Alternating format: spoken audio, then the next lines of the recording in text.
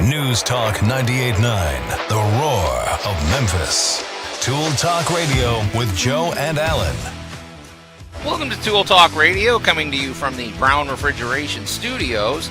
I'm Joe Thorderson with Thor's Hammer, Carpentry and Wood Turning. And I'm Allan Gilbreth with DarkOakMedia.com. And I'm Maximilian, away from these fools today. Yeah, good for you, Max. I think I just swallowed a fly, Allan. You can call or text us at the Big M Roofing and Remodeling Hotline at 901-683-0989. And of course, it behooves you to go to the Tool Talk go to Tool Talk Radio on Facebook and check out all the action over there. You won't see anything. Allan, we're on the road again. We are indeed. I'm during the break, I'll get everything posted that we need to post. But Allan, here we are back again. It seems like just yesterday when we were at the Bartlett Animal Shelter, and now we're back again for the we're calling this the End of Dog Days summer event. The shelters are full, my friend. We need, it's a call to action, everybody out there. We need you to get down here, adopt a pet. These things, Allan, it's almost like a new car. These guys are chipped, shot. They've been given their shots, a clean bill of health. Oh yeah, they're ready to roll right off the showroom floor. Right? You can enjoy that new dog smell. The assembly line. Or cat, Absolutely. And there's some bird making a lot of racket back here too. Well, it's coming into fall. It's that wonderful season where people are going to be back out in the backyard again. And I'll be honest, it's probably a really good time to be thinking about a new pet. Oh, yeah, absolutely. And they've got other benefits here, Al. It's not just adoption. If you bring in a dog food donation, you get a free dog, a free hot dog gourmet. I was about to say a free dog. Yeah, free gourmet hot dog from E&L Gourmet Hotdogs. And we've seen them. They've been set up over at the Cumulus stations, and they're impressive. It's worth the price of admission just to get one of those. So, well, if you'll feed a dog, we'll feed you a dog. Yeah, what an awesome idea! And you couldn't ask for a better day. It's really nice out here, and I guess, Allan, shortly. Right now, it's a little quiet because we're always first out of the gate. But the gang from the Max and Kicks 106 they're gonna be dropping by here. Excellent. Everybody's gonna be well represented, so it's gonna be a lot of fun down here. We really hope you'll show up and help these animals, and also just have a little fun. Oh, absolutely.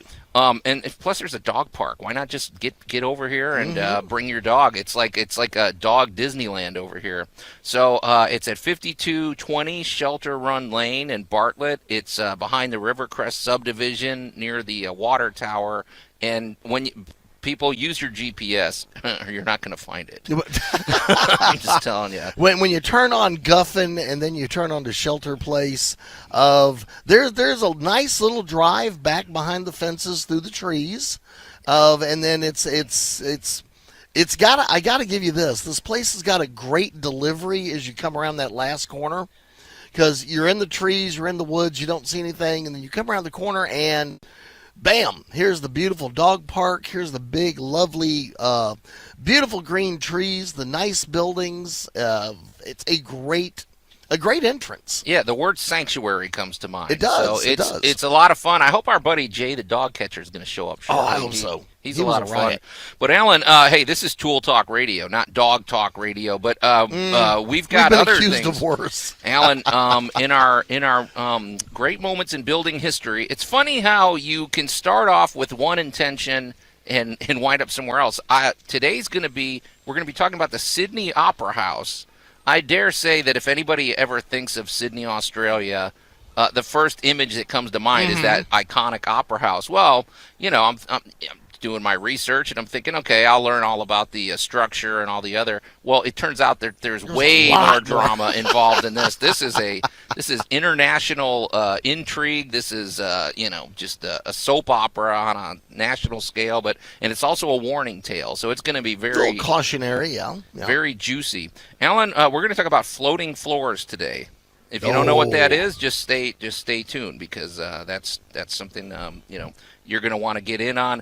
We've got some interest. I don't know if this is philosophical, but Allan, you and I are always looking to the future of home improvement and the future of engineering, the future of how our cities are going to function. You and I guess for lack of a better term, we're going to call this a smart water system.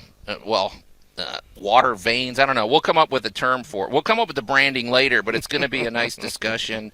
We're going to talk about ladders. We've got quite a bit to talk to, and we're probably not going to get to all of it, so I'm going to stop teasing it. But there you go. It's time to kick it off because we got another juicy voice message, and we always respond to our listeners, and that's what we're going to do right now.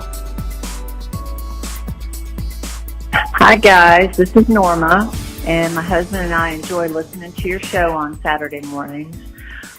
We have been watching some YouTube videos, or I should say my husband has, on building a fence around our backyard. Mm-hmm.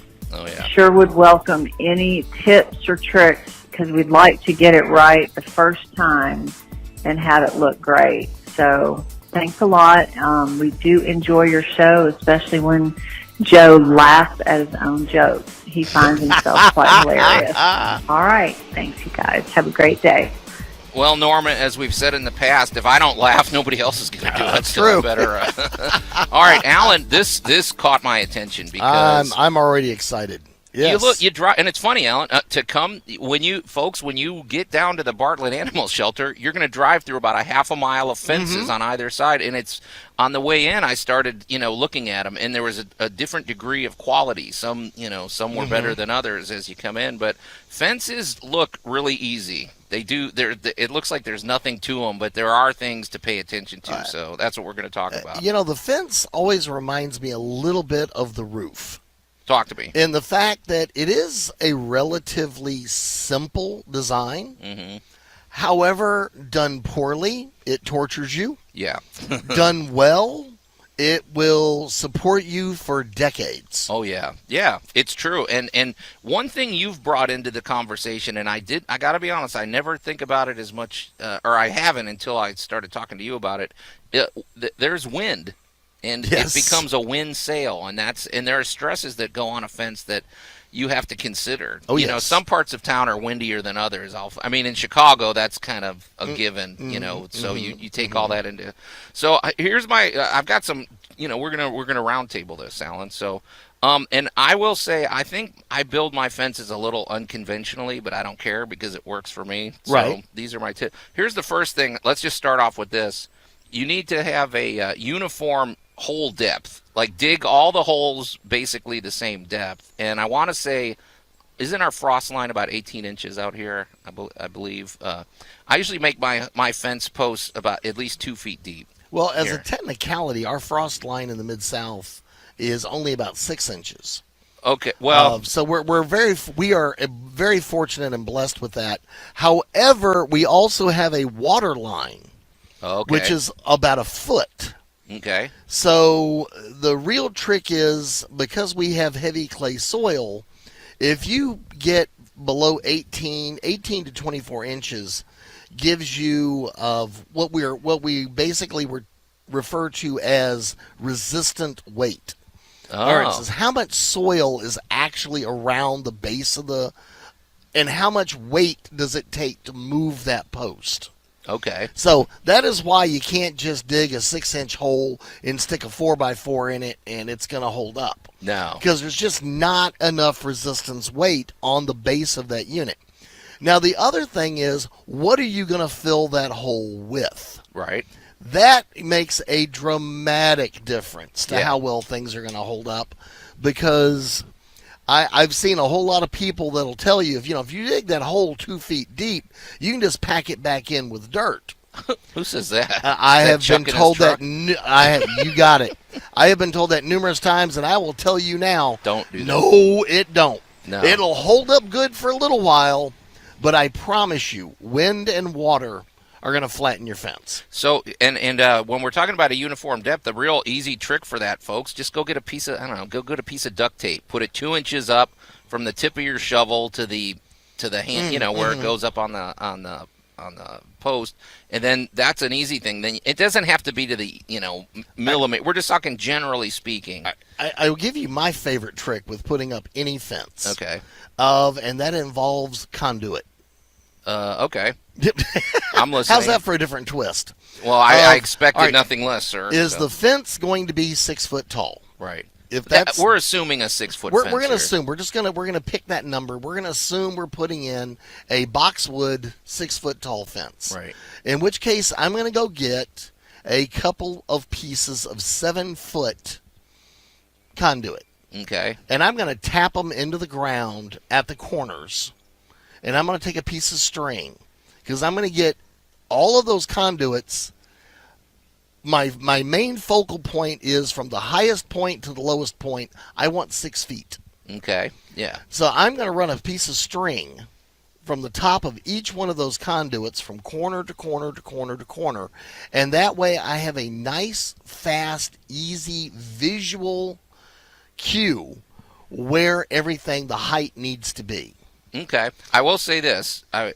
In fairness, we don't know how big this fence is. So when you stretch string across something, you can't just, you can't go 100 feet of string. You have to maybe every, 40 or 50 feet, because it will droop and it'll sag. Well, yeah, but you kind of see what I mean by get a uniform, and that's an easy way to do it too. Just get conduit is inexpensive, cheap.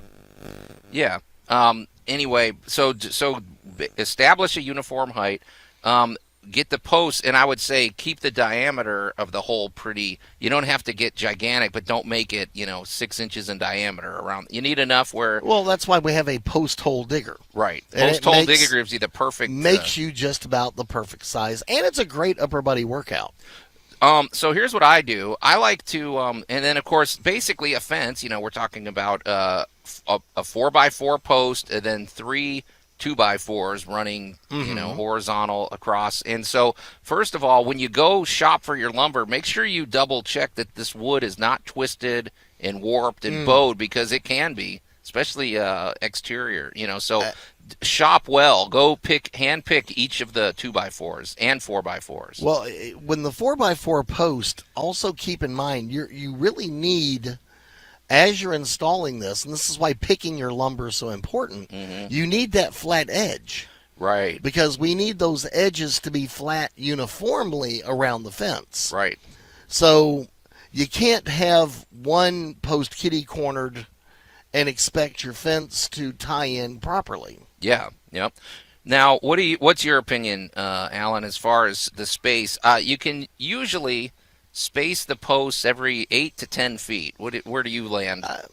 I wouldn't do any more than that. I am personally a big fan of the 8-foot span. It's a little more sturdy. And I say that because we have some amazingly good thunderstorms here in the Mid-South. Yeah. And we can easily produce a 40, 50, 60 mile an hour wind gust. Right. Now, the further your posts are apart, the more weight, the more air pressure you're asking that fence to support on less area underground. So I've seen fences built with the 12-foot, with the 12-foot lumber, and it looks really nice. But honestly, I don't see those fences lasting anywhere near as long as the 8-footers. Funny you should mention that when we drove in, because, like I said, you literally go through about a half a mile. There's actually a 12-footer up there that doesn't look very good, and you can see them. They bow. It's like they're sinking into the ground. So here's the thing. So what I think where some people go wrong is They get their posts, they set them, and by all means have at least 1 or 2 levels. You have to use a level on this work. And now you may be one thing. The fence posts themselves always have to be level. That's a given on both directions. Sometimes you get one side level, but you didn't check the other, and it might be tilted. However, you might be going up a hill or something, so that means that your 2x4s are going to follow the ground line or something, or That's so why I put the string. You want it to look right. That's why I put the string, because I did a fence last year where there was an over foot difference in the gradient. Right. So at the beginning of the fence, when we were going up from the front to the back of the property, everything was a beautiful 6-foot. Couldn't be nicer, flat and level all the way over. Boom, boom, boom, boom, boom. Right. Now we're going to go across the back of the property, and there's that gradient. And as we keep coming, you're finding yourself cutting more and more off the bottom of each board to keep that pretty 6-foot. Or you're actually having to set the boards so that they rise evenly. If Yeah. you want a consistent 6 foot all the way up the property. And if you've got a squirrely property where maybe you've got some dips and everything like that, keep a handful of 8-foot boards because you may have to cut those to size if they. Right. Because you don't want a bunch of weird dips on the top. You can do whatever you want on the bottom, but I'm going to write this in bold letters and shout this from the rooftop, Alan. Do not put the fence boards where they're going to where they touch the ground. There should be at least about a 2-inch gap so that water can. That's the surest way to rot a fence is to have it touching the ground. Well, the other problem is of not necessarily even rotting the fence, but if you build an effective dam. Mm-hmm.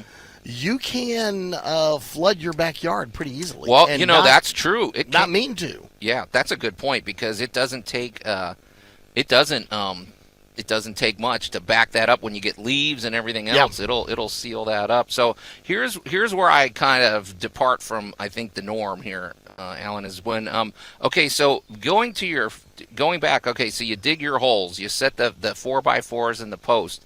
In the old days, I would do that. Then I'd fill it up with concrete. I'd let it dry. Then I built off of that. Well, what I learned for me personally is what I've done now is I get the 4x4s in place, and I have lots of scrap wood around. And Right. basically, I build a shim, I build like kind of a rig where I temporarily brace the 4x4s with just some scrap wood. Right. The reason I do that is because sometimes you might start putting the 2x4s up afterwards, and you're like, doggone it, it's 2 inches short. Right. Or it's 2 inches long or something. And if you always have to adjust these things, I found. And I think people get into trouble when they start right out of the gate and they put the posts in and they are not in the place they need them. So I like flexibility where I can shove that thing over 3 or 4 inches, and then once everything's framed, then I'll put the concrete in. Well, when you're talking about a 6 to 8 inch hole, you've got a little bit of room. Right. And it is okay if the post is up against one wall. Mm-hmm. You're still going to put plenty of fill around it to hold it. Right. And, now the fill actually gets kind of interesting these days because there have now developed 2 schools of what to fill the hole with. Oh, yeah. Wait, what do you mean by that? Because it's just concrete. What are you talking about? Well, there is now a couple of companies out there making a foam that you can drop into that hole. I knew Max, I wish I would. If this was a drinking game, I almost wrote down, Allan is going to mention expanding foam at some point. Well, there is actually a couple of companies making a fence post expanding foam. It is specifically made for this to give you a good solid connection. Now, it's good in different parts of the country, and it may not be available where you are yet. And I am going to throw in, you cannot possibly go wrong with concrete. Yeah, concrete just seems like the better option to me. That expanding foam, I know you're big into that, like for if you have a leaning mailbox or just something unusual, but I don't know, man. I'm not there yet, Al. I'm a concrete man. It's going to take a little bit for me to switch there. However, there may be applications where that's the perfect option. No, I love the expanding foam for repairs. Okay. However, personally, I would use and I don't mean get the cheesy cheap repair stuff. Yeah. Get the good concrete that is going to cure and set over the years. Okay. All right. Well, hey, Norma, great call, and we hope these tips were helpful. If something else occurs to us throughout the day, we'll do that. But string, a couple of levels, some concrete, a shovel, and patience. And once you get it going, it is a pretty good system. But keep those fence boards level. Keep everything. All the vertical lines need to be going exactly level. So.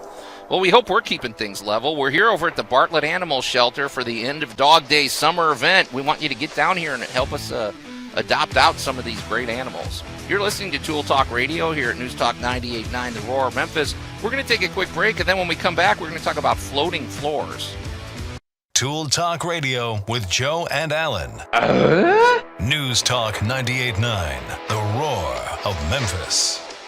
Allan, I heard one of the dogs making a noise like that. I hope that's okay. Maybe they're just getting into the spirit of things. I don't know. Or they got a seal, one or the other. Yeah, I don't know, man. Go check on that guy. And welcome back to Tool Talk Radio, coming to you from the Brown Refrigeration Studios. I'm Joe Thorderson with Thor's Hammer, Carpentry and Wood Turning, here with my buddy Allan Gilbert from Dark Oak Media. And comfortably back at the studio, enjoying the solitude, is our buddy Max. Probably behind the glass, I would still imagine, Allan. You can call or text us at the Big M Roofing and Remodeling Hotline at 901-683-0989.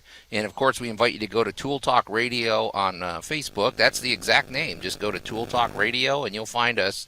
Allan, so today we're over at the Bartlett Animal Shelter for the end of Dog Day summer. I sure hope that's true. I'm kind of ready for fall. I don't know about you. I think everybody is. It's been a rough one. It's been as they like to say, that long hot summer, but yeah, no kidding. We are we're all heard around the world, so we will say, I will throw this blessing out for the Mid-South. There is twice a year where, honestly, I don't think it could be any more beautiful. Oh yeah, and that is spring and fall. Yeah, and honestly, the winters are cakewalk. Well, they're nothing. Yeah, they're nothing compared to where you're from. Yeah, there's really just a few months where it gets pretty rough. It's pretty middle hot, of summer, so. a little warm, a little humid. Yeah, but, it could be worse. But we're here because it's a call to action. Cumulus has really stepped up. I guess our sister stations are going to be showing up pretty soon. Here we're going to be getting our friends from the Max and Kicks 106, and we've got it's animal rescue. That's basically what it's all about. The shelters are full, and we want you to show up and help out one of these animals. Basically, these guys are ready to go, Allan. They're chipped. They've got their shots. They're basically out the door, showroom ready. Showroom ready. So if you've got any, and I guarantee you're going to meet an animal that you're gonna kind of fall in love with when you get here. So come down to 5220 Shelter Run Lane in Bartlett. It's behind the Rivercrest subdivision. Definitely use your GPS, or you're probably not going to find it. So, all right, one of the guys stepping up here, Allan, to help with the cause is E&L Hotdogs, Gourmet Hotdogs. I'm sorry now, and I'm a bit of a hot dog snob, so you're going to be giving out free hot dogs today, right? Yes, sir. Yes, sir. Come by and donate a bag of dog food or chew toy, anything like that, and I'll hook you up with a free dog. They're good. I mean, you were set up at the Cumulus Studios about a month ago, right? Yeah, on National Hot Dog Day, I came down and hung out with the guys at 981 The Max and the rest of the fellas over there and ladies, and we cooked up some hot dogs and had a blast out there. What makes a hot dog a gourmet hot dog? I have to ask. Well, I come with the different toppings, such as the chili and the cheese, the sauerkraut, the coleslaw, onions. You name it out there, I got it. I can do it Chicago style, New York style, the junkyard dog. So I got a variety of dogs. Do you give people dirty looks when they order ketchup on their hot dogs? No, not at all. Okay, I mean I've heard that's a thing, Not at all. Because I've gotten used to people asking for mayonnaise on it. I'm like, oh come on, yeah. I don't believe. Man, I sell so many dogs and people request mayonnaise. What's the weirdest thing? You ever do pineapple on a hot dog, or I don't know. No, I'm just thinking of how bizarre you could take this. So I had one lady. She basically ordered a hot dog and put everything I had on the table on the hot dog. That was the sweet relish, the dill relish, the coleslaw, the sauerkraut, the jalapenos, the onions. I was like, Jesus Christ, lady. All right, that's called a buffet dog. Okay, one last hot dog related question before we get back down to business. Where do you land with it? Have you heard the controversial new news that they're making a hot dog flavored popsicle? No, is it a popsicle or an ice cream? It's something that's going to be Oscar Mayer popsicle. It looks like a hot dog with mustard, and it's actually got the hot dog taste to it. Where do you land with that? Are you a purist? Does this offend your sensibilities? Oh, wow. I mean, I will freeze some hot dog water and started doing it myself. Okay. All right. I don't know that I want to see that. Freeze some hot dogs, put it on a stick, and call it a day. So, I don't know. Well, hey, we sure appreciate you coming in. This is going to be great. So, I see you're getting set up. I hope you brought plenty of food. Oh, yes, sir. Yes, sir. Okay. So what do they need to do? Do they give you these donations? And Just bring it Bring in. it into the animal shelter and just stop by the tent and let me know that you're dropping off some something for the shelter and come back out and I'll get you hooked up. And can we buy hot dogs if we didn't bring a donation? Yes, sir. You sure can. Because I'm kind of I didn't bring my dog food. Okay. Well, that's awesome, man. Yeah, we're looking forward to it. It's a great day for this. I mean, it's sunny. It looks like I don't know if we're getting any rain later. I think it's supposed to. No, it's Nah, beautiful I've checked the today. weather already. It's supposed to be beautiful all day today. Okay. How do people learn more about your business? Because you cater events and everything, right? So, Yes, sir. I do corporate events, grand openings, customer appreciation days, things like that. You can check me out on Facebook, E&L's Gourmet Hotdogs or 901 Hotdogs. E&L. Is it the A-N-D or is it the and symbol? The and symbol. Okay, because you got to get this stuff straight out. Yeah, so it's called E&L. it's called an ampersand there. Okay, Joe. all Yeah, right. Is that what it's called? Yeah. I never really knew what that is. So gourmet hot dogs, though. Yes, sir. Is that with one T or two? Just one two? T. Okay. I'm not very good at spelling, so all right. Well, Yeah, he's from Chicago. We give him some leeway. yeah. Well, hey, man, we're gonna let you get set up, and this is great. I can already. It looks like it's gonna be a great setup, and you've got other things. You got some chips. You got the whole package over there. Right? Yeah, I got chips and drinks, a couple of other different little snacks, stuff like that for everybody. So Okay, check them out. E&L Hot Dogs, and if you got an event where you need a cater, you pull right up, right? You Yes, got sir. The whole food truck situation going on. So, all right. Well, we'll be heading over to your booth shortly. all right, man. I appreciate it, guys. Appreciate it. Thank you. So yeah, get over here to Bartlett Animal Shelter. It's the dogs are flying. I mean, we got hot dogs. Once the news settles in, I'm going to go back and have a conversation with him about those hot dog popsicles because I don't know that I think I really stunned him with that. So Well, I don't think he was ready for that kind of news. Yeah, I'm not sure anybody's ready for that kind of news. I'm on a TV show that does features weird food, and we haven't done that yet. I have an idea. It's coming. Yeah. All right. Well, hey, getting back to home improvement, I wanted to before we get back to home improvement, let's talk about somebody who's probably busy once again. I mean, it's a nice day, but it's already warming up out here. Our good pal Larry Brown from Brown Refrigeration. Talk about a critical service for your home. I mean, we deal with we got our buddy Jay Hill with roofing. We got the roof and the HVAC system, two of the most vital really systems in your house. And what's great about Brown Refrigeration, they've been around forever. They're very well established. They I guess their point of reference is they came into business when Kenny Rogers' The Gambler was the #1 song. Do you know that? I'd have to Google that, but it's been a while. It's about 1980, dude. Yeah, something like that. So they've been here forever. As they develop, they always follow the latest technology. They've got great HVAC systems. They've got a great partnership with Trane. So all of their merchandise, you could say, is top notch, and the culture that they've created, from their engineers to their office workers to the ownership themselves, they're a rock solid company. I mean, when I meet Larry, when you talk to Larry Brown, that's what you get. He's like the Rock of Gibraltar. He's Well, you definitely know you're talking to somebody that knows their business. Yeah, I mean, we've known Larry quite a number of years, and we don't just. We've referred people to him. He's helped us in our own homes. He's you've got him on speed dial. More than one occasion. And especially today, what's great is that with the one of the greatest developments they've had is the Remy Halo system, the clean air system that goes inside your HVAC system, and it pumps out clean air, but it also pumps out air that is clean. I mean, it's cleaning. It's particulates that land on your furniture and on your countertops. And in this era when we're still talking about COVID, it helps combat that. I mean, it makes your air as clean as can be. And, of course, you can control it all with the smart home system right from your phone. You can keep your home running at maximum efficiency. So I wonder if he's got those things tied into those smart refrigerators. I have to believe he does. And so if you run low on those, hot dog popsicles, you can check the thing out. But get in touch with the good people at Brown Refrigeration. You can call them anytime at 901-362-1881 or go to their very easy to remember website, brownref.com. Well, Allan, it's funny. So we're doing some kitchen remodeling in our own home. Mm-hmm. We're not going hardcore. Our game plan is to change our countertop. Our cabinets are actually fairly solid, but the doors are pretty ugly and they're kind of Okay. beat up. We're gonna buy you can buy replacement doors, custom, and it's a pretty reasonable thing.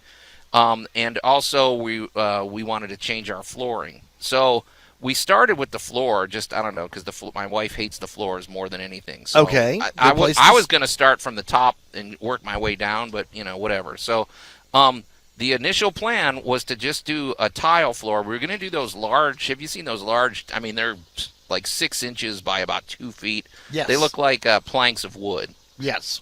Because we wanted something a little different. Right now we've got this kind of ugly terracotta tile that's about a 12-inch by 12-inch square, which the rectangles seem to be the more updated and hip look. So we spent hours in this big box store that deals strictly with flooring. It's right. you know the place I mean. It's got every type of flooring. We were looking. We didn't quite find what we were looking for, and in my mind also I was sort of dreading all the work that was going to go into this. Right. Then just for kicks, we walked over to the pre-finished. I guess you'd call it pre-finished laminate flooring. Right. And it looks the same. And I got to be honest, I haven't been in that department in quite a while. And they have so many options that we suddenly changed our game plan on the spot and said, wait a minute, these are waterproof. These are easy to assemble. Like they click into place. They lock. Right. You can cut them with a razor to score them and snap them in half and get them pieced together. And we suddenly changed gears. And Allan, I couldn't be more excited. We are going to put. You discovered floating floors. So we're putting a floating floor in our kitchen. Wow. Yeah. So basically, these planks, if you can picture it, folks, are about a quarter of an inch thick. They're 6 inches by about 3 feet wide. And man, you just literally you click them together. Now Right. you gotta still put some thought into this. You gotta have straight lines and don't just go willy nilly. And one of the tips that I was going to recommend is as you click it together. I've got some packing tape, and I basically am taping the edges together to keep them from unclicking. And then as you Right, go, as you progress. yeah. Right. But Allan, it got me thinking that these options weren't around in the old days, and because the way we're approaching this floor is more or less this is going to be, I don't want to say disposable, but we're not gluing it down. We put a moisture barrier in, and then these things are cushioned. So when you put it down and walk on it, there's no squeaks. It's quiet. Right. But in 5 years, if we get tired of this, we may just pull it up and do a new thing. We're going right over the tile. Right. Why not? It's like it's only adding a quarter inch in height. But it got me thinking. There's options out there with these interconnected, pre-finished floors and pre-finished hardwood and pre-finished laminate flooring that we didn't have a long time ago. So. Well, the great thing is computer-assisted design and drawing has given us new designs that new manufacturing techniques and new milling techniques can deliver. I think you're right. Yeah, computerization must be the key here because these are down to the micromillimeter. They fit these perfectly. Things are laser measured, absolutely designed and manufactured, milled to very, very, very small tolerances, so that now you can have a very thin flooring, right? That's durable and shockingly easy to install. It is, because like I said, one of the things I was dreading with the tile was, for one thing, I'm not a tile. I know there's a lot of tile guys out there, but if I can do something, it's sort of I'm kind of stubborn. I won't pay somebody to do it. I'm just going to do it myself. But the concern I had was, okay, I'm looking at this. It's a 6-inch by about 3 foot piece of tile. I'm like, if there's any variation in the depth of the floor, I could see that this could crack or something. You know what I mean? You better have a perfectly level subfloor and everything. Well, there's a lot of work that goes into any job like this, and of course, we were just talking about fences earlier. The better you do your prep work, the more, in the case of the fence, of your tip is dig the holes, get the 4x4s in, and then shim them into place while you get your 2x4s up. Right. So you can make a lot of small corrections. Now, when you're putting in a tile floor, and you're literally starting at the subfloor. This is where you need to walk around it a few times and understand what's under that floor. Because if you're right up against the concrete, you got concrete, you got a subfloor, and that's it. Mm-hmm. You're really not going to get a lot of motion. Right. However, if you've got an older home and you're not 100% sure what's underneath there, you could get quite a bit of motion. You could get quite a bit of flex, and it's going to pop your grout. Now, this is what's interesting. Our house, when we first moved in, I thought we were directly over concrete. And then when I demolished the kitchen and and actually when I put down that original tile floor, I discovered that there's a layer of, there's a 2x4s, I guess you'd say, on their side, and a subfloor of 3/4 inch plywood, which I didn't know. I guess they're running pipes or something through there. Well, you have to think about that, especially when you're dealing with moisture and things like that. So if you're going to do the floating floor, do not skip the, especially in a kitchen or bathroom, do not skip the moisture barrier. That's I'd say that's mission critical. Yes. And it's not that big a deal. It's literally just some thin plastic. You can get the cushioned type. It's a little more, or you can just I got basically the thinnest moisture barrier I could find, because we were trying to not raise the floor too much. Right. We want it because we're only raising our floor 1/4 inch, which I can live with that. So, but the other thing it got me thinking about was, in 5 years or so, if we do get tired of this, maybe you can dismantle it. You could donate it. You could move it to. We may move it into our sunroom. I may make a little. A little floor area in my garage, in my workshop, or so. It's. I love the modular nature that they have.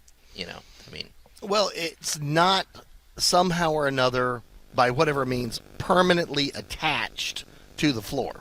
Right. AKA, there's not a layer of adhesive. One floor that you and I removed had about 8 million nails in it. Yeah. Wow, there was way too many nails in that floor. So, Joe, again, the idea is you really need to know what's under there. Right. So you may need to take that little obscure corner in the back, and you may need to do a little archaeology, and make sure you know what you're dealing with before you pull everything back and find yourself overwhelmed. Yeah, I agree. Definitely. Yeah, do that test area. Find the closet in the pantry closet in there, and find the corner and dig out something there. But so it got me thinking. A couple of tips if you're going to go this route. Make sure you read the information carefully. Like, there is moisture resistant, and there's moisture, and then there's waterproof. I guess they call it water resistant, waterproof. In the kitchen, I think you should really go with the waterproof. And you'll notice the difference. Like the water resistant, the base of those that we saw had like a MDF wood, which, to be honest, I'm not a huge fan of that. The one we went with is completely vinyl and it looks great. I mean, it looks like a wood floor. Mm-hmm.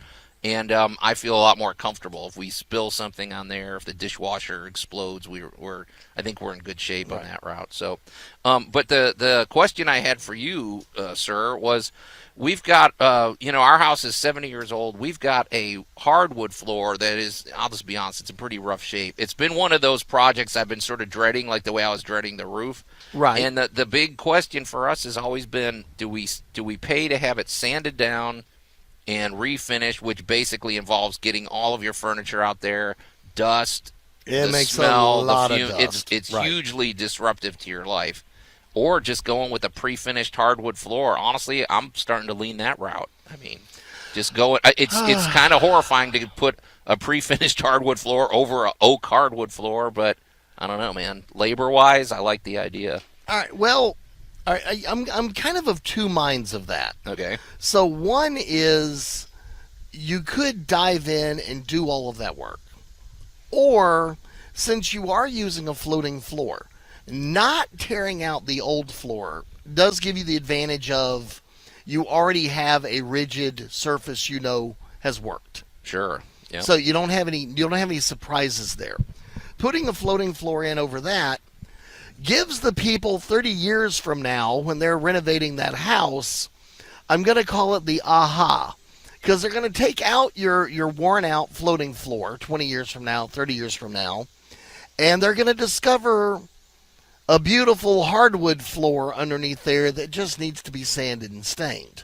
Well, sure, if Or- you're moving in and you do it before you put all your furniture in, maybe that is the route you want to go. Yeah. That is, on your way in is usually the best time to do the really big major renovations and changes. Right. And for all we know, Allan, maybe 30 years from now, distressed and damaged original hardwood floors become real trendy. Maybe they don't do anything to it. They just throw a carpet on there or throw a rug on the top and call it a day. Some of the best looking floors in the world that I have ever seen utterly embraced their previous lives.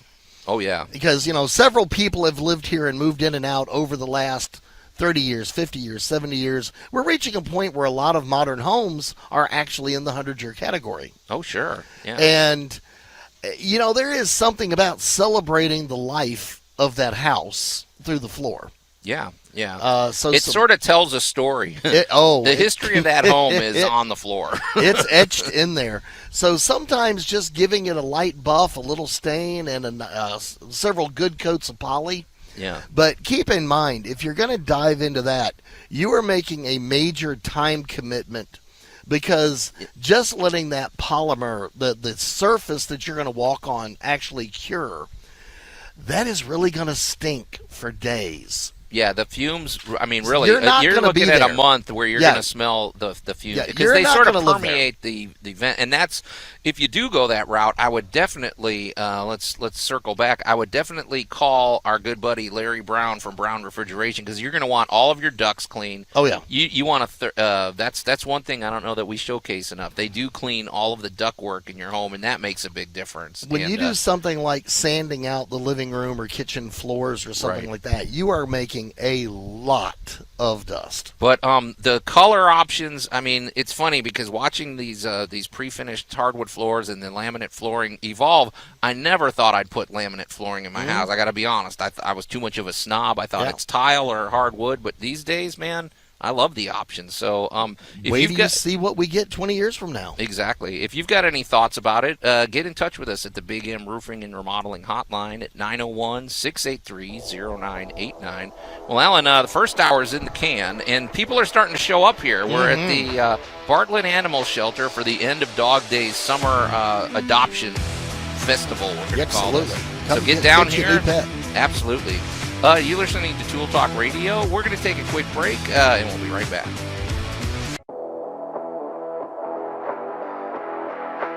News Talk 98.9, the roar of Memphis.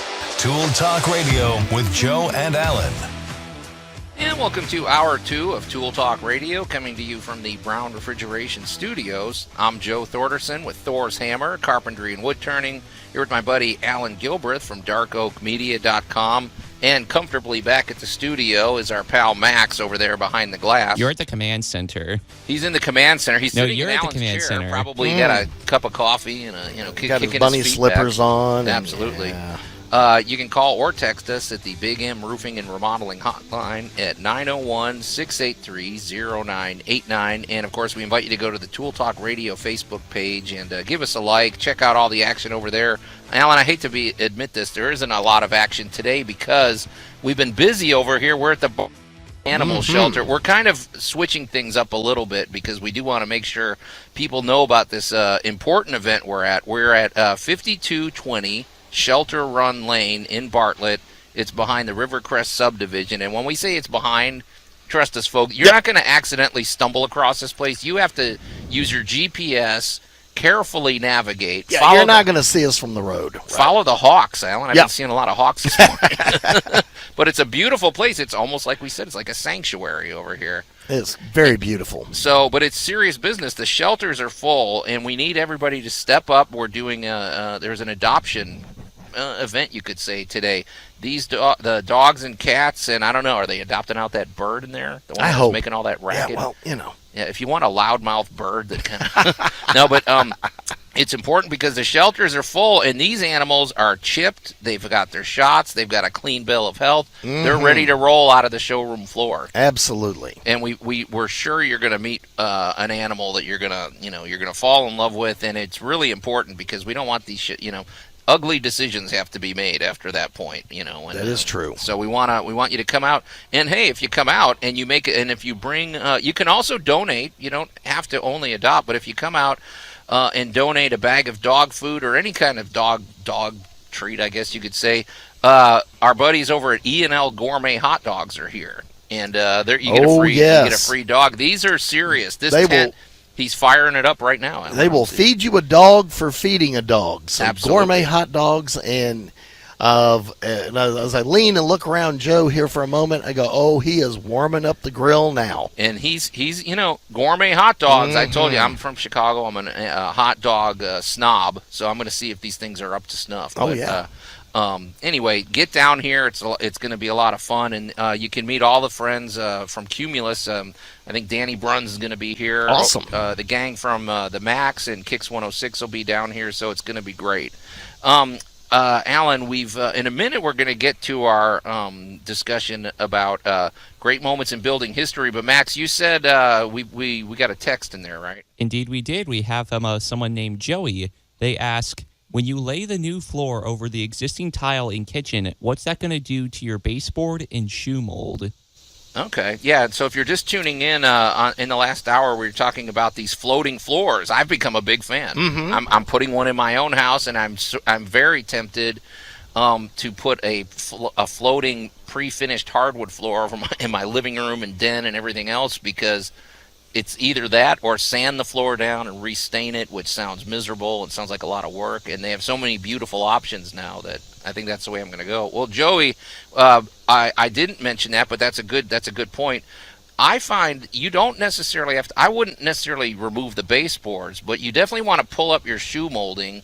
Right. And get as close to the edge with the new flooring as possible. And what I did on mine, Allan, is I took the moisture barrier and I kind of left a little bit of a flap where it came up to the side of the baseboard when I was putting it down. And then when I got finished, I cut the excess off. And that way it gives kind of a little lip, if you would. So, Joey, I would definitely just keep the baseboard. I don't think it's necessary to do that. But you will have to put new shoe molding down, just the quarter round. Maybe go with a 3/4 inch just to give you that extra clearance. But it's a good way to clean up that edge for sure. So, well, the biggest thing here is the aesthetics, right? Because that is what molding is all about. Molding is giving us that way to cover up that little bit of edge that there's just nothing we can do about. Yeah.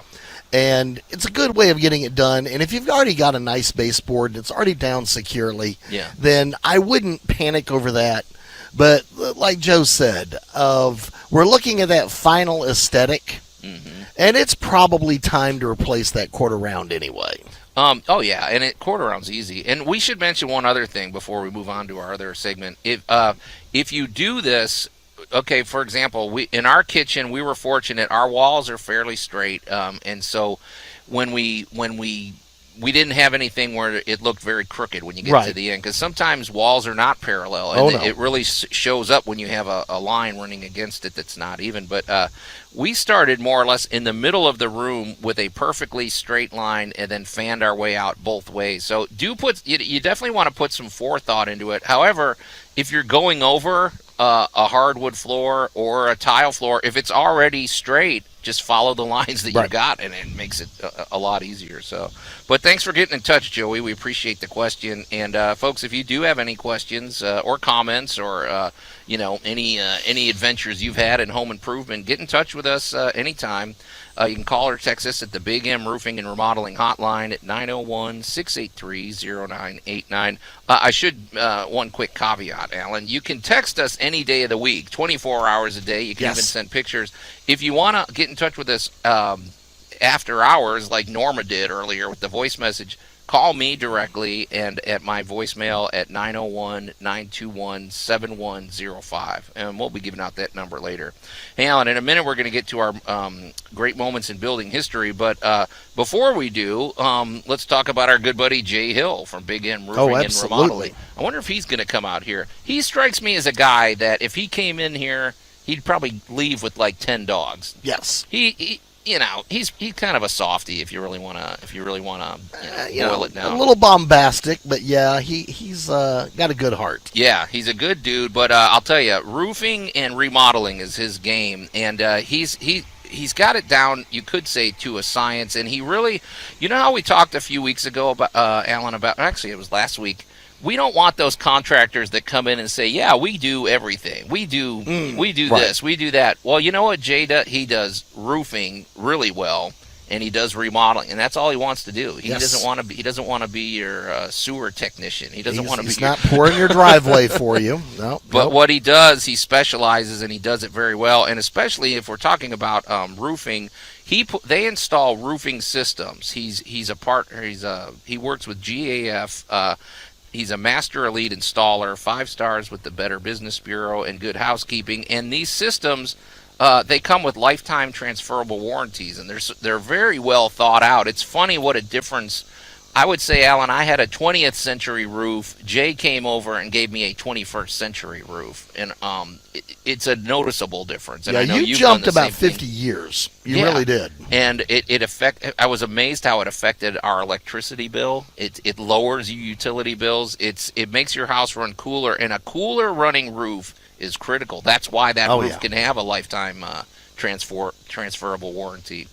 The great thing about J2, which you find very amusing when the process began, is he is a former insurance agent, and that means if you have any issues where maybe you need to make a claim, where maybe the roof replacement is going to be covered by your homeowner's insurance, Jay knows how to navigate that perfectly. And you always like the conversation that goes on in the front yard while he's talking to the insurance adjuster. It's like, Joe, I got to tell you, it is absolutely amazing because like in any industry, every industry has its own jargon. Oh, yeah. And its own forms and its own way of doing things. Right. And it is amazing to watch your advocate and their advocate have that conversation, knowing that your advocate knows just as much as theirs. Yeah, it's kind of funny when you. It's nice. Right. It's funny when you get those moments of like, wait a minute, this guy kind of.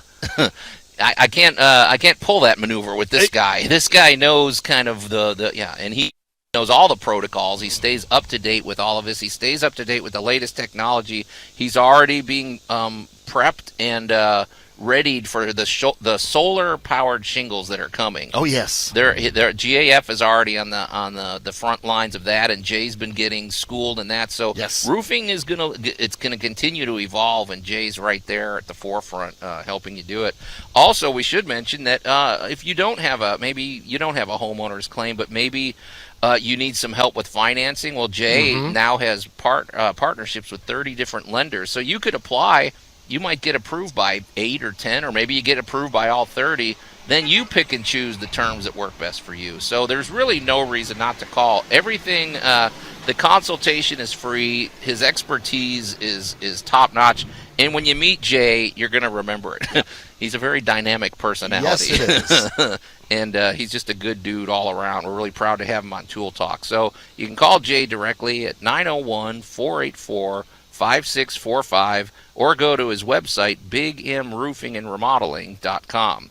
All right, Allan. Well, this is interesting. It's time for our great moments in building history. And now, great moments in building history.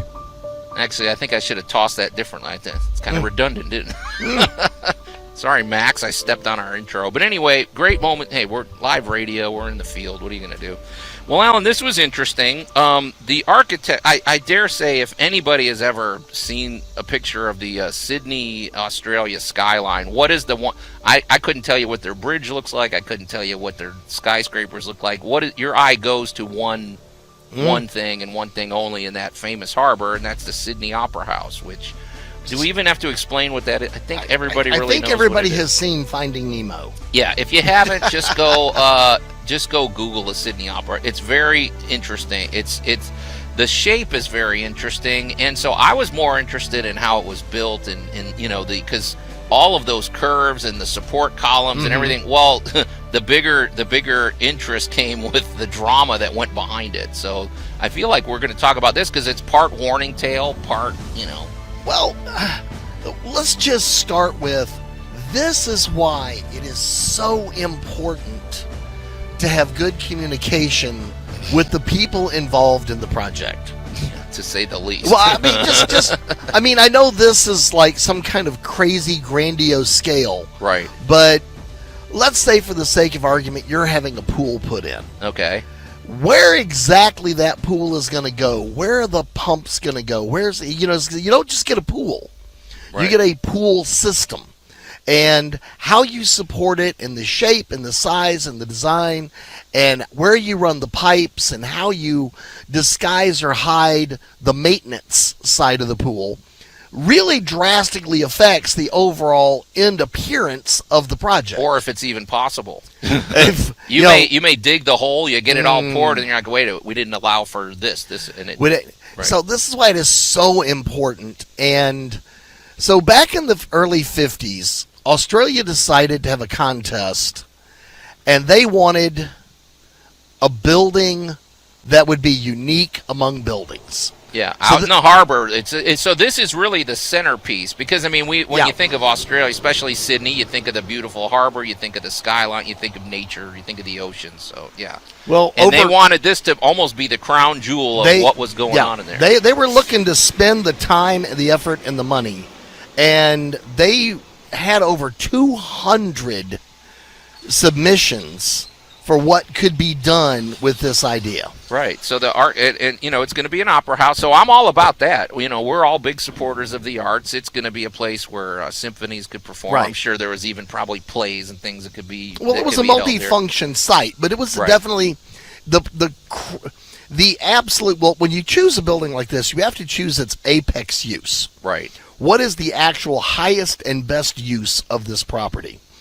And speaking in Memphis, that has the 8th largest pyramid in the world in it. Yeah. And its current highest and best use is that it is now owned and operated by Bass Pro Shops. Right, yeah.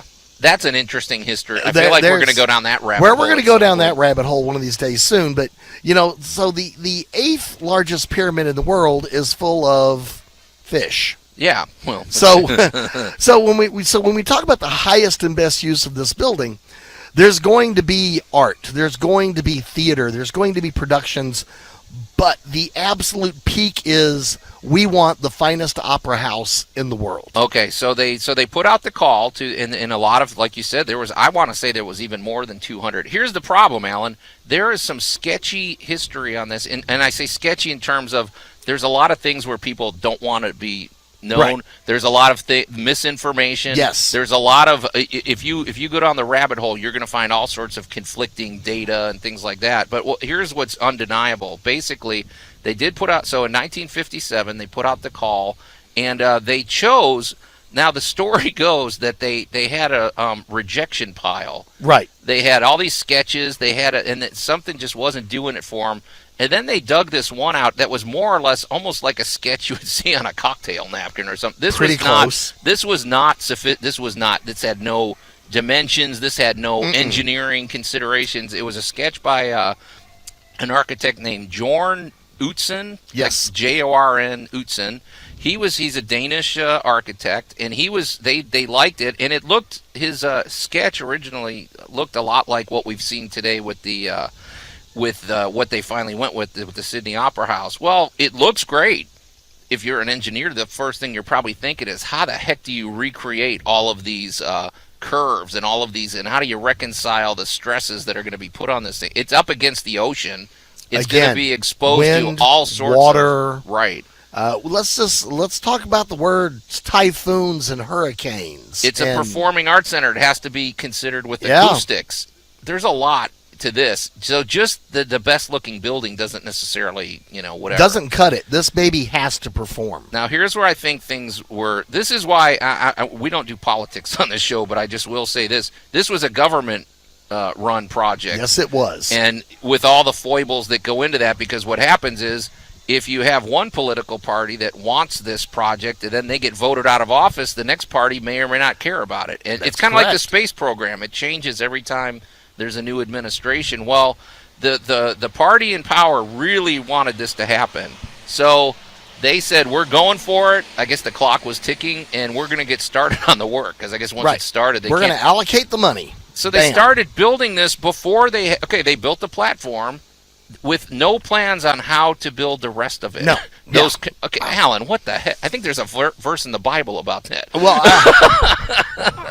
welcome. That's the craziest thing I've ever heard, especially something this complex. Well, welcome. We've already talked about the Statue of Liberty, right? Which was two completely separate projects, right? That both teams just miraculously hoped that the base, which was 10 stories being built on the American side, was going to match up with the lady who was also 10 stories. Sure. And these were not being built by the same people. They were not being, you're talking about continents and ocean apart. They didn't have a phone they could pick up and to touch base as the construction's going. So here's these construction firms, and all right, the big one that just killed me on this was all of the different shapes they actually experimented with, trying to come up with how it looked.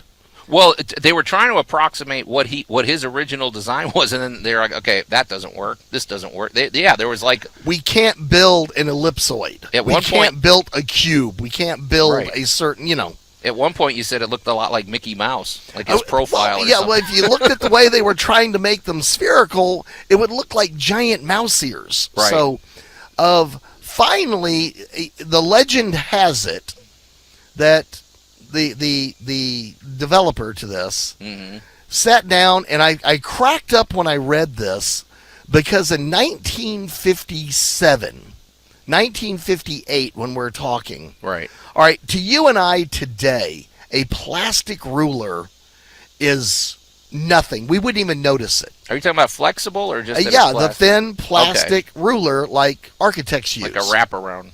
Okay. All right. Well, that was a brand new hot item then, and the legend has it that he took it to a piece of paper and bent the ruler around into the actual shape he wanted, drew everything, and went, there you go. I know we can do this. Well, because they started building in 1958. They projected that it was going to take about $12 million, which in our money today is about 100 and something million. That seems reasonable. And it was going to take 4 years to build. Well, they completed it in 1973. Yeah. After tearing it down, and the big difficulty they were having was that curve you were talking about, Allan. And apparently, now the legend I heard was that Jorn was peeling an orange, because what they needed to do is they can't just put, they had to build this in sections. So they had to find the exact angle that was going to work and the exact curves. And once he said, wait a minute, if we start with the same diameter of whatever. There's a lot going on with this, Allan. We're gonna wrap up it. We're gonna wrap it up, but at the end of this thing, it was completed in 1973, 800% over budget. Oh yeah. They tore it down 3 times to rebuild it. They reconstruct. It's just, this is not the way to do things, folks. That's why. But they got it. They got it, and it's an icon. It's funny how to, and I guess the original builder. We're going to talk about what happened to poor Jorn Utzon when we come back. But and actually, Allan, we've got another one of our philosophical and scientific discussions about water distribution in the big city. You're listening to Tool Talk Radio here at News Talk 98.9 The Roar, Memphis. We're going to take a quick break, and we'll be right back. Tool Talk Radio with Joe and Allan. This here paint is absolutely permanent. It will never come off. So if I see even one drop on anything but wall, I'll have your rear ends cut off and mounted over me fireplace. So have fun with the job.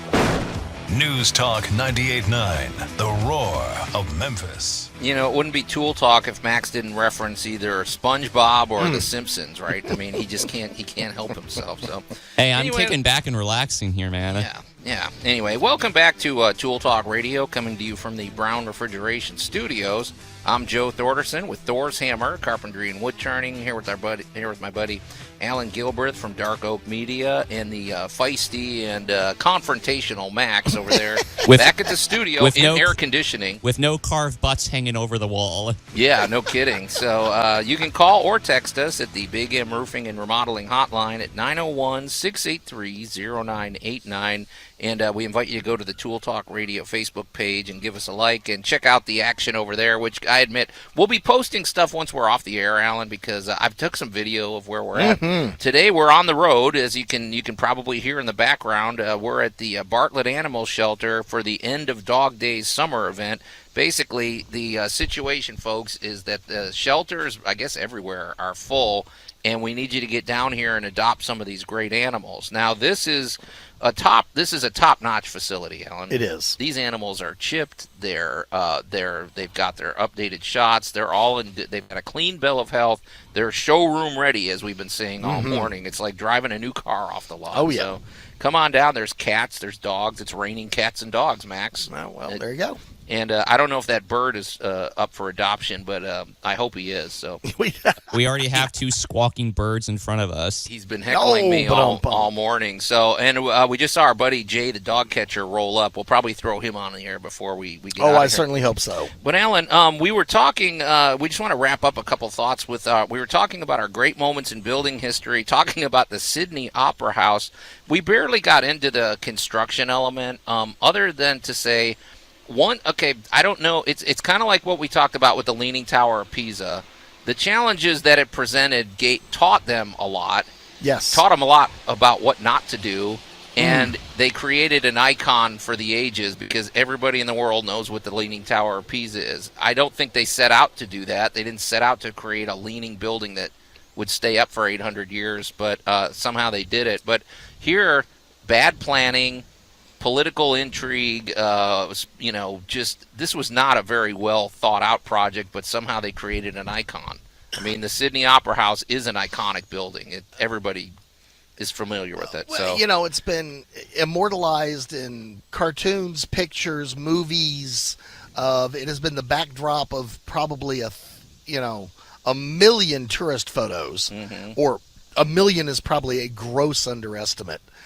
But it goes to show you that a lot of times the icons that we enjoy, the history behind them occasionally is, downright painful on occasion. It's what do they say? Don't meet your heroes. Yeah, it's just enjoy the building and don't ask any questions. It's like, Mr. Eiffel was involved in the Statue of Liberty and Eiffel's Tower, right? And both of those had quite a bit of resistance. Now, they didn't drag on being built for over a decade. Right.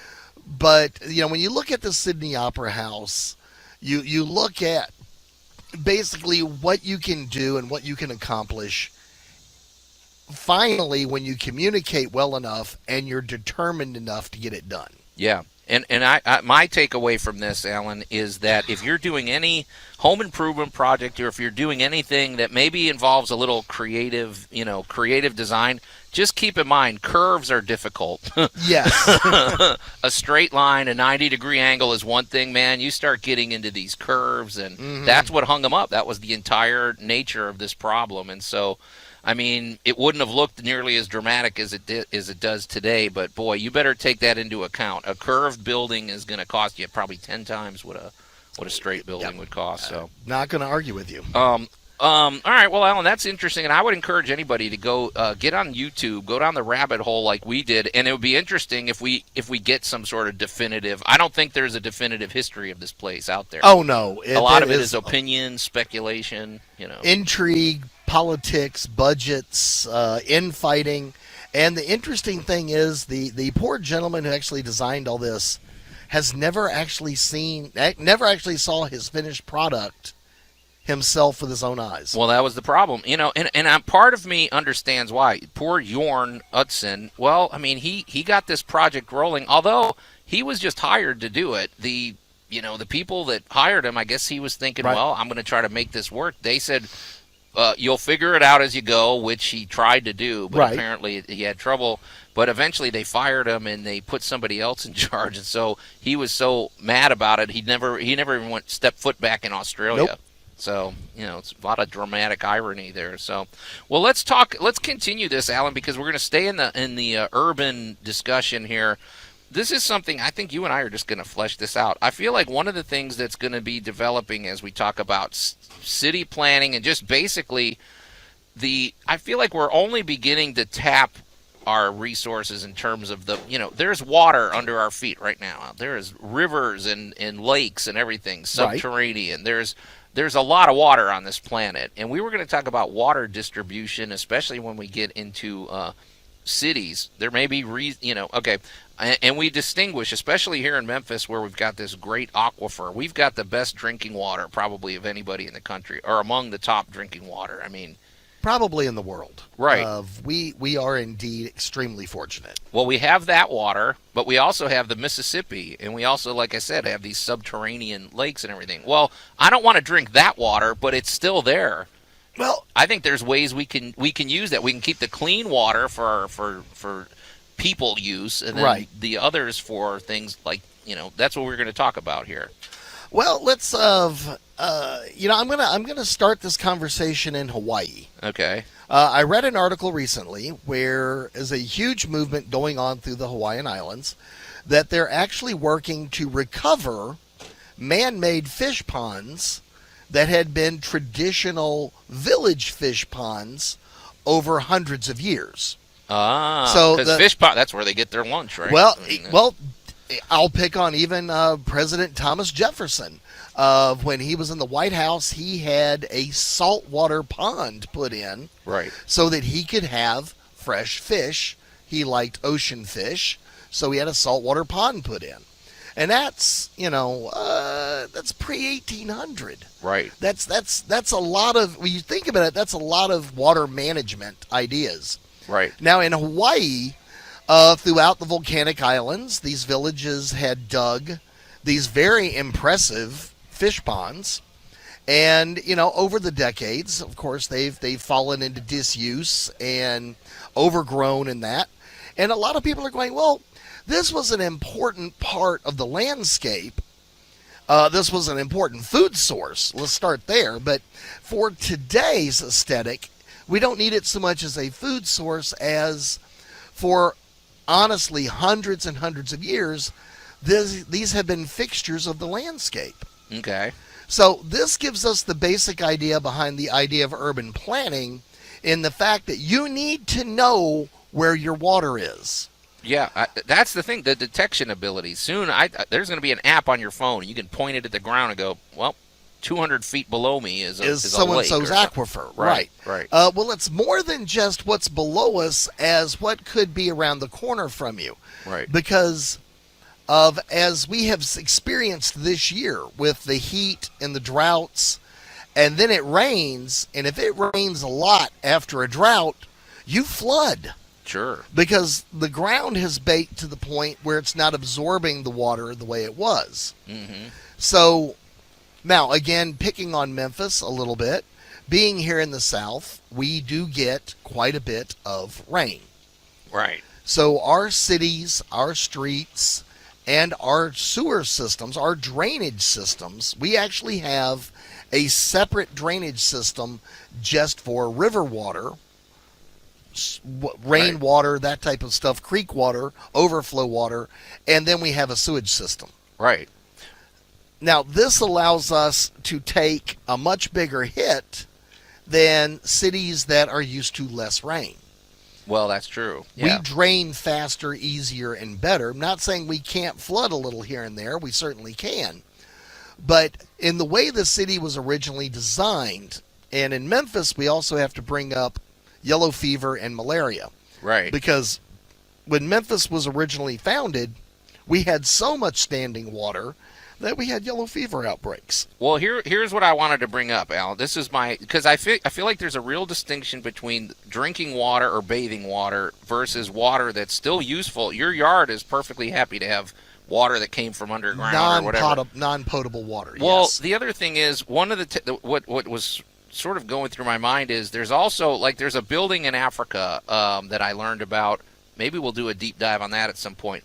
They heat and cool the building. Well, mostly they cool it because it's pretty hot there in a unique way. If you can almost picture picture your car's radiator, folks, where the water starts, it comes from the engine and gets kind of hot. Then it swirls through the radiator, cools off, and circulates back. I'm picturing in the future there may be a lot of real great uses for buildings where water plays a big role, especially if they're talking about introducing, landscape features on urban buildings. And I was thinking, if you could tap into the water that is not meant for drinking or eating, or drinking or bathing or anything, there's all this water at our disposal, and that more or less is like a smart system where it goes through the buildings. It does its thing. Maybe you even do that radiant heat treatment where you heat the water and it runs through the walls and it creates a nice warming effect.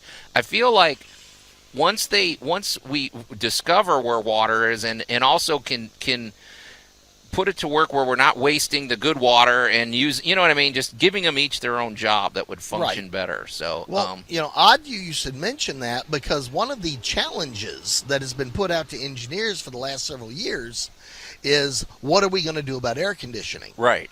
Because air conditioning is going to get more and more important as things warm up. Yeah. So if we're getting warmer, more and more people are going to need it.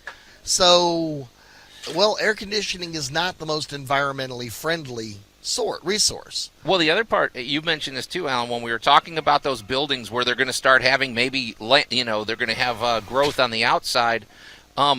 The idea is to keep heat from getting into the building. So maybe the radiator system that I'm envisioning is something where it keeps the heat from getting, and then keeping it cool inside is it's less straining and it's a lot easier. Well, there actually have been massive advances in ceramics technologies that will probably make exactly what you're talking about be a reality, and this is going to come to your home a lot sooner than later. We're talking 5 to 10 years from now.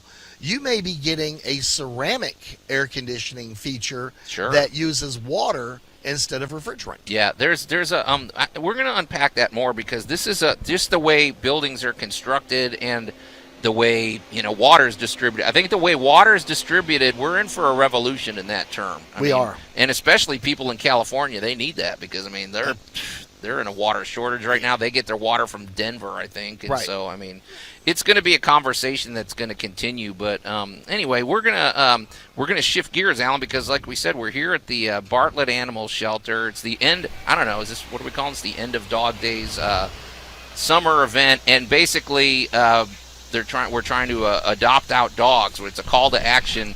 And here for that, we got our good buddy, Jay, the dog catcher. So, good morning, guys. Whoa, he's hot. Yeah, I'm hot. Turn that down, man. Jay, it seemed like just yesterday we were out here for the vaccination. Yeah, for the rabies. Yeah, the rabies microchip and rabies drive. Yeah. I think you're living right, man, because every time we come out here, the weather's perfect. Yeah, man, we're doing something right. I don't know.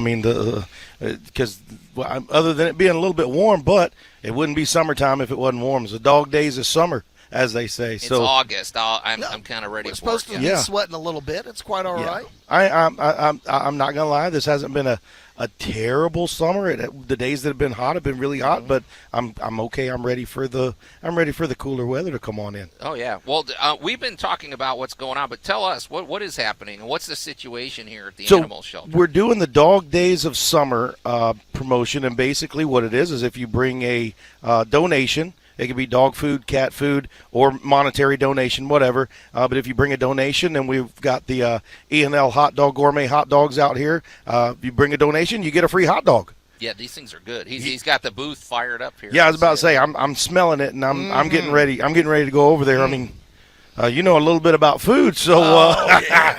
I've never had an E&L Gourmet hot dog, but that's going to change today. Yeah. And that's not a bad deal, honestly. So, and you can buy hot dogs too if you want. Yeah. So come with your appetite. And our friends from the Max and Kicks 106 are going to be here. I just saw they just pulled up and set up the tent, so they're going to be out here too. But the shelters are full, right? I mean, this is kind of we're in a critical situation. Right? Earlier this week we were in a very critical situation. We were extremely full. We put the plea out on social media, and of course, all of you guys. 98.9, 98.1, and Kicks 106, they were quick to jump in and help us out, getting the word out that we were extremely full. People have listened. We have had a lot of people come in and foster some dogs. We've gotten some adopted. So we're not at that critical stage anymore. Oh, good. But we do still have a pretty full shelter. So come on out. Check out what we have. Some adoptions people have paid money towards some adoptions. So some adoptions are half price. But yeah, man, come on out. We've got plenty of stuff out here. We've got dogs, we've got cats, we've got kittens, we've got puppies, and we've got E&L Gourmet Hot Dogs. What's the deal with that bird inside? Are you getting rid of him? That's Kiwi. She is not for adoption. She stays with us here. Kiwi's been harassing me all day. Yes, so Kiwi loves men. Kiwi absolutely loves men, and she's a big flirt. So that's what it is? Yes.